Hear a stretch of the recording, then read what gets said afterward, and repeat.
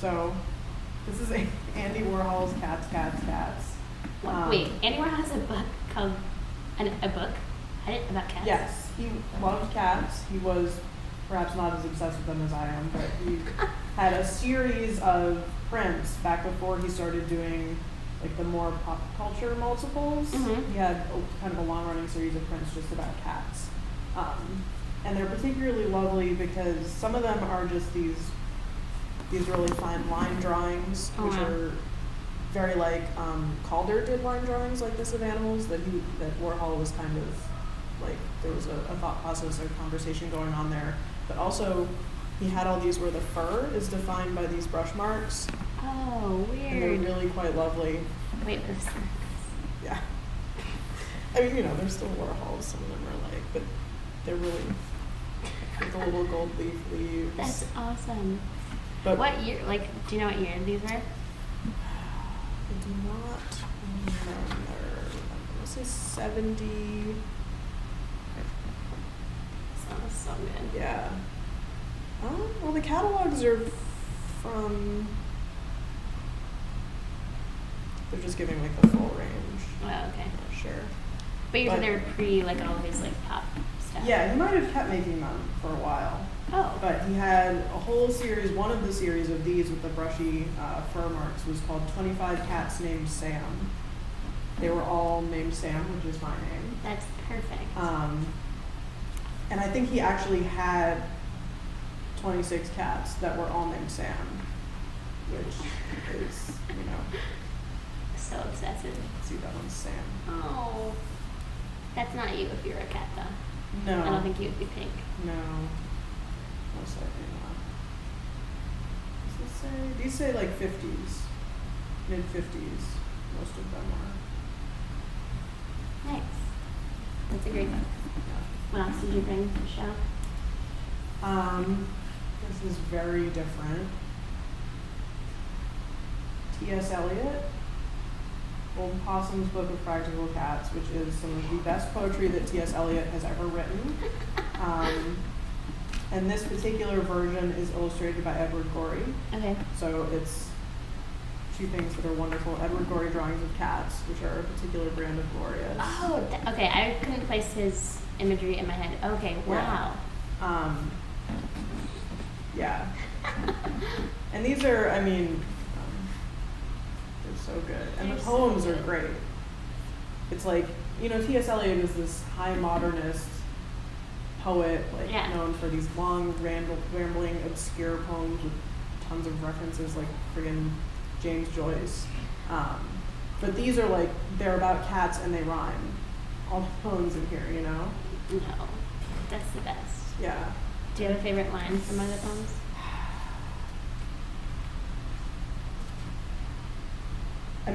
So there's one called Mungo, Jerry, and Rumple Teaser. One of my mom's friends, when I was growing up, had two fat Siamese cats named Mungo, Jerry, and Rumple Teaser. So I did always like this poem because I knew the cats that were in it, basically. But, so just like, if you know T.S. Eliot poems aside from this, and then like if you read this, which I will do shortly, you will not imagine that it is a T.S. Eliot poem. It's like, where did this even come from? Yeah. Which I feel like most people's like pocket love of cats is kind of like, where did this come? Yeah, where did this come from? You're a very serious person who believes in form, and what else did T.S. Eliot believe in? Being an asshole, but aside from that. That's awesome. Alright. So this is just, it's also kind of long. But yeah, read just maybe a couple of your favorite parts. The start of it is, Mungo, Jerry, and Rumple Teaser were a very notorious couple of cats. As knockabout clowns, quick-change comedians, tightrope walkers, and acrobats, they had an extensive reputation. They made their home in Victoria Grove. That was merely their center of operation, for they were incurably given to rove. They were very well known in Cornwall Gardens, in Lounston Place, and Kensington Square.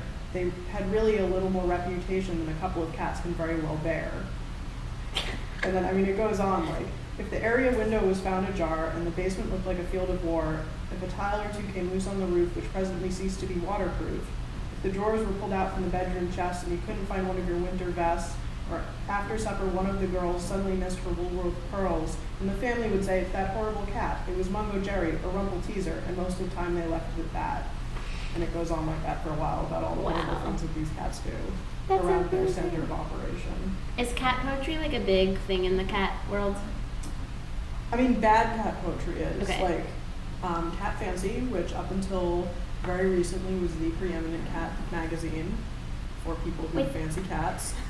I didn't even know that existed. Oh, it existed. I think it was 50 years it existed, and they just sold it like a month ago and are changing the name to Catster because the people who run Cat Fancy believe that it's, what year was Friendster big? Like, Oh, I was thinking hipster. no, they're Like going old school like with friends. pre-MySpace. Like this That's- is well, because they're MySpace- cat people. It's run by old cat people. This is what they think is cool. So, anyways, Catster. But like they have reader submitted poems in Cat Fancy, and they've always had it, and they're terrible for the most part. But T.S. Eliot this is the preeminent cat Yeah. poetry in the This world. is And this book beautiful. also, when my parents moved to Boston, my mother was working for a publishing house, and this was one of the things they put out. So it's actually quite an old book, also. Was there like a, how did you acquire the books on the table? Was there a certain order or like? Well, the order, certainly this one, well, this was my mother's book. It's from before I was born. I think it was published in either the late 70s or early 80s. So this one obviously was first. It was just my mother's, and she gave it to me. This was given to me at one point because some family member saw the 25 Cats Named Sam thing. Okay. And then this I had when I was a kid. This also. one, I'm so excited for The this why cats paint, which it took because I had this as a kid. I didn't really understand what was going on at first. It's because it's a mix of joke one. Okay. but also reality. As a child, I had no way to determine what was real and what wasn't because I just wanted to believe it was all real. Yeah, totally. So there's all this stuff about like the history of cat art. Oh, that's which- scary. Yeah, cat mummies. But so like something like this, I just assumed was not real once I knew that some of it was fake. Mhm. But it turns out that this is the actual thing. Mhm. But then like the entire latter part, there's stuff about why cats paint, but then the entire latter part of the book is profiles of individual cat artists. So like Pepper is a portrait painter. Smokey is a romantic ruralist. Oh my goodness. Ginger is a neosynthesist. And it's like what kind of art they make, why they make it, how they make it. I mean, how is it? Teaching the dog. Okay. No, he's doing a portrait of the dog. Oh, that's even better. So I just assumed, because it had historical context in the beginning of the book about like cat art throughout history, I just assumed as a child that, yeah, these are famous cats who make art.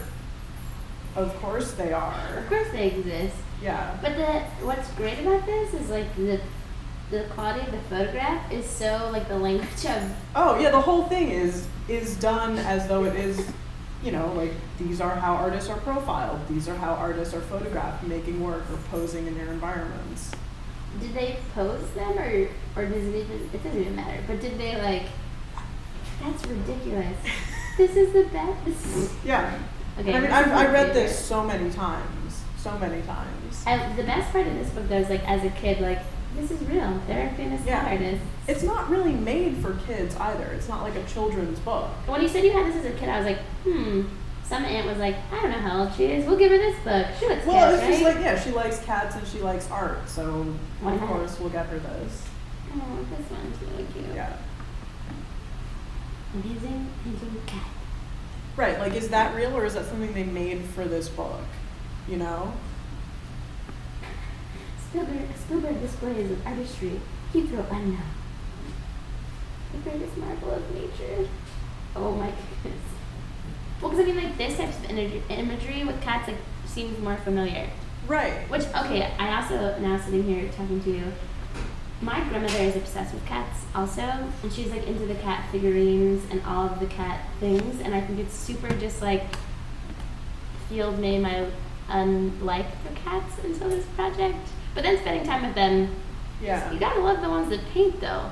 Well, see, neither of my parents grew up with cats. My grandparents don't have cats. They didn't have any pets really. Okay. And then my parents got cats when they moved to Massachusetts. So I grew up with cats, but I was like the first generation in my family to grow up with cats. Yeah. So there was no foundation of cat peopleness in the family. Maybe that's what confused me too, because my grandmother never had actual cats. She just had like cats and cat statues. And then I think it's because when my mom was little, she's like one of 5. They moved like next door to another house, and my mom had 2 Siamese cats. And my grandmother was like, you can't take the cats to the new house because they'll scratch everything up. I was gonna say, cats and cat figurines are actually like, they don't exist very well in the same place. Oh, really? Well, because the cats will destroy the cat figurines. You know, like they knock shit off shelves all the time. But then what makes the story even better is that my mother tried to save the cats and take them to the house anyway, as like a disobedient, like, 6-year-old. She put the cats in the freezer that was going from the old house to the new house. Those cats were not excited, and neither was my grandmother. That's like my only like vivid memory of like a cat story that I'm like, this is hilarious. Especially because my mom was like a tiny troublemaker, like storytelling child that was ridiculous. So it's just funny that she doesn't have cats now, nor has she ever since then. She got her cat. Yeah, because it was in the freezer. Well, now she can know where the cat should go.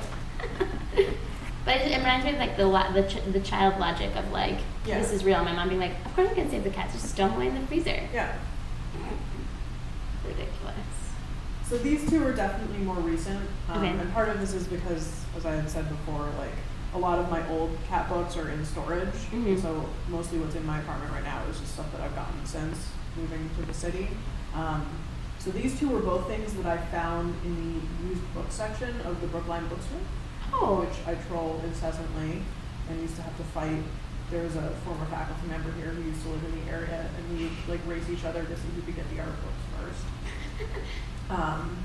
But this one, Cat Collectibles, is just, I mean, I saw it, I picked it up because it looked like it was about cat stuff, and the actual arrangement of the book is deranged. Like, the way it's sectioned off is ceramic cats, and it's like Will Ferguson's studio in the book.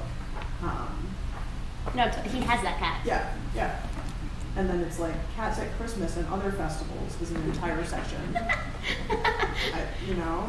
I mean, you gotta categorize it somehow. Right. And then there's like... Is there a fat cat section? Wooden cats. A lot... Okay. You know, like metal cats. These are the sections. It's basically just cats by material. Kind of, but then there's like the Christmas time... there's some other weird cats as toys. There's no rhyme or reason to this cats as advertising, cats in textiles. I wish I thought to bring this. E. Kleban, he's a cartoonist, and his cats are all like this, and they're super surreal and strange and wonderful. And I actually do have a book of his just cats, but I could not find it. But that's a textile or a towel for whatever reason. Yes. Listed here as a marvelous item. Oh, my grandmother definitely has this or something that looks like this with this particular cat and the weird, like, no shading. Yeah, this thing was made in eastern Pennsylvania circa 1970. There's something, too, about, like, how every artist or book tries to, like, capture the fur of the cat. Like, especially, like, the ones that you're pointing out in the Andy Warhol ones, like, with the little brush. Oh, look at, here's in the glass cat section, the way that the fur is done on this one. And they just choose to emphasize it in certain areas, not over the whole cat. I think we all know cats are furry. So. Right. Cats in advertising. I mean, it's just kitchen cats. Always fly first class. Yeah, so like the logic, this is Morris, you know, the 9 Lives cat food. Morris, who's this fat orange cat, was a very famous spokesman for 9 Lives cat food. He's in all the TV commercials, and when he died, they got a new Morris, and it had to look like the old Morris. It's actually like an important legacy for them. And he would go around to cat shows, and you know, he'd be like the guest of honor at a cat show or something like that. Whoa. Yeah. That's and then cool. the Fancy Feast cat, which is that white Persian. Okay, I know the Fancy Feast cat. Morris predated the Fancy Feast cat. What year was Morris's lifespan? Or like his I don't know the heyday? original Morris. I'm guessing 70s. Okay, just yeah. That's what I was thinking time period wise. Yeah. That's funny. I wonder if he like if Morris pioneered because the catnip cat was also pretty popular, right? Wasn't there like a song about catnip? I'm totally maybe. Are you thinking about Meow Mix? That's what I'm thinking. Not catnip. It's a food. It's a food. Not a drug. Not a drug. Not an illicit drug. Not an illicit drug. Yeah. Is not what I was thinking. There was too many memes that were about drugs that altered my perception for a second.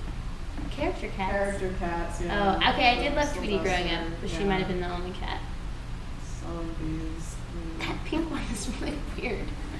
All the pink cats, for some reason. That's a mouse. Oh, it's a mouse. These are the. I don't even know what a cat is anymore. Yeah. Bubble bath bottles, I guess. You know, because you need Yeah. you need those in life. Yeah. Yeah, these are from some show that ran in like the 60s, so I'm not particularly familiar, but It's awesome. this person Yeah. Is that a cat playing ping pong? is playing like It's definitely tennis or I guess it could be tennis. yeah. I feel like I want to like print that out and put it on the ping pong table downstairs and be like, y'all Look are at its cats. face. It looks crazy eyed. Yeah. It has no Insane. pupils also. Cat's insane. Ooh. Yeah. Cats and Oh. jewelry. That one is. Some of them are frightening. Like that one's weird, but that like pointy one is super cool. I like this one. That one's cool. The fireplace cat with like shimmering. Yeah. I mean, they're not all going to be classy, That's true. so I didn't realize like this is only like 5 books, but I didn't realize the depth. how deformed that one is. It's like a pig cat, It's a great. pig mouse cat. I really don't like that. It makes me feel really It's an uncomfortable. 18th century porcelain cat. It looks so upset also. Yeah, it looks like some sort of animal that's not necessarily a cat. No. This also looks familiar. Oh, poor cat. Cat shunned from the Yeah. kingdom. Oh, cat's in clothes. Yes, I mean it's just a book scratching the surface of basically the crap that has been made with cats on it. Mm-hmm. That this lady thought was important enough. Okay, I was gonna say if all the books are written by women, that'd be funny, but they're not. No. Just this one. Well, Pauline Flick. Pauline Flick, and it has the little bio thing, and it says Pauline Flick has devoted her life to cats. She has provided a home for numerous stray cats and has been steadfast in her support for the Cats Protection League and the Cat Action Trust. Cat Action Trust is CA. Her collection of cat objects is vast and extremely diverse. It has spanned 25 years and is a celebration of her enduring love for the feline form. She is also the author of Christmas Cats. I can only imagine what that book is. It's probably the same thickness. And is just Christmas. Huzzarai with Christmas cats Oh on my it. gosh. Yeah, so, you know, she loves what she does. She made a life out of it. And how lucky that you found this one at the Brookline Bookstore. Yeah. Which I didn't even know they had a free section, a used section. Yeah, it's downstairs. Highly recommended. That's funny. That's funny. That's pretty much it. That's awesome. This one's awesome. And so then, yeah, Robert Bavra, I don't actually know how you say it. He's a photographer. Didn't know anything about him when I got this. It just like, Fire cat. well, it just starts out like normal wild cats. I guess he did some, okay, I'm flipping through this. Imagine me, in the bookstore flipping through this. All right, cat photos, I get it. Cool. It's got some quotes, whatever. Let's get a little artsy. What the shit? The cat's wearing jewelry. The cat's wearing eyeliner. It has makeup on. Why is the cat wearing eyeliner? What's happening? Why? Do you see? Not even. Do you see how much makeup? What does it this say? guy's Wait, what does wearing? it say? It's some dumb She poem spoke quote of thing. Egypt in a white temple against night. She smiled, clicking teeth, and said that the dead were never dead, said one emperors hung like bats but Empress come back as cats. So I went from thinking like, oh, this is just a wildlife photographer to, no, this is a crazy person who's doing this to cats. Yeah, I'm gonna put blue eyeliner on a tabby. And the excessive jewelry. The jewelry, and then like, you know, as you go on in it, a lot of them are wearing jewelry. I don't know why. Okay, but look in the cat's eyes. Like, look how normal this face looks at their just like chilling at home. Yeah, you can see there's a window in the reflection. High class cats. Yeah. And then it gets real like exoticizing of humans and like, oh, a kitten.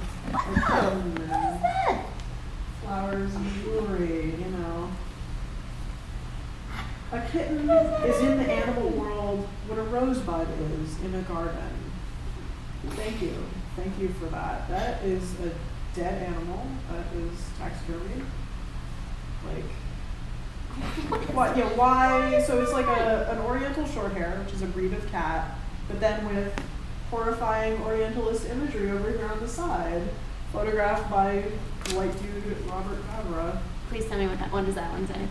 To respect the cat is the beginning of the aesthetic sense. Quote by Anonymous. Couple Abyssinian kittens with jewelry on.